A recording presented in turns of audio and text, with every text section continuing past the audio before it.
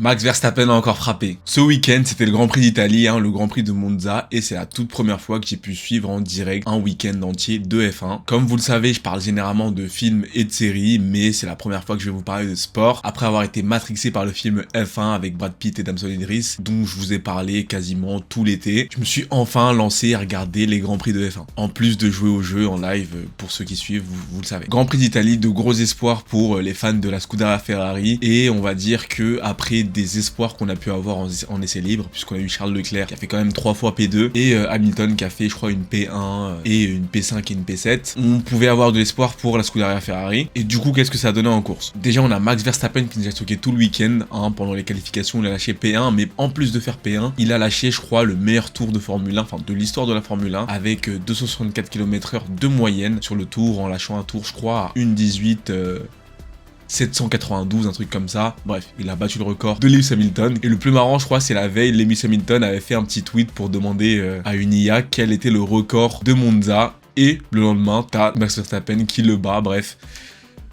L'antagoniste originel. Bref, du coup, on a eu Max Verstappen qui a commencé en P1, suivi des deux McLaren, avec Charles Leclerc en P4, comme l'année dernière. Lewis Hamilton, lui, qui a commencé en 10e position à cause de la pénalité qu'il a eue suite au Grand Prix de Hongrie. Après quelques premiers tours serrés, on a Max Verstappen qui a un peu pris le large, suivi des deux McLaren, et Charles Leclerc qui est resté à la 4e position quasiment toute la course, malgré avoir réussi un petit dépassement sur les deux premiers tours, mais c'est vite fait rattraper, je crois, par Lando Norris ou Piastri, je sais plus c'est lequel. Je tiens quand même à souligner la très bonne performance de Lewis Hamilton ce week-end, qui a commencé de la P10, à un moment il a été P5, il aura P4, puis qui a terminé sa course en P6 derrière George Russell, donc il a quand même réussi à prendre 4 places sur ce Grand Prix, malgré la pénalité. Je pense que s'il avait commencé P5, il aurait peut-être pu aller chercher un podium ou une 4ème place, ça aurait été très très bien. Je tiens quand même à souligner la grosse performance de Ija Gadjar, qui a commencé quand même sur la voie des stands, et qui a pu terminer en 10e position, et donc quand même marquer des points, malgré des séances de qualification. Je crois que c'est la première fois qu'il n'arrive pas à passer la Q1 à cause d'une erreur de sa part, je crois, et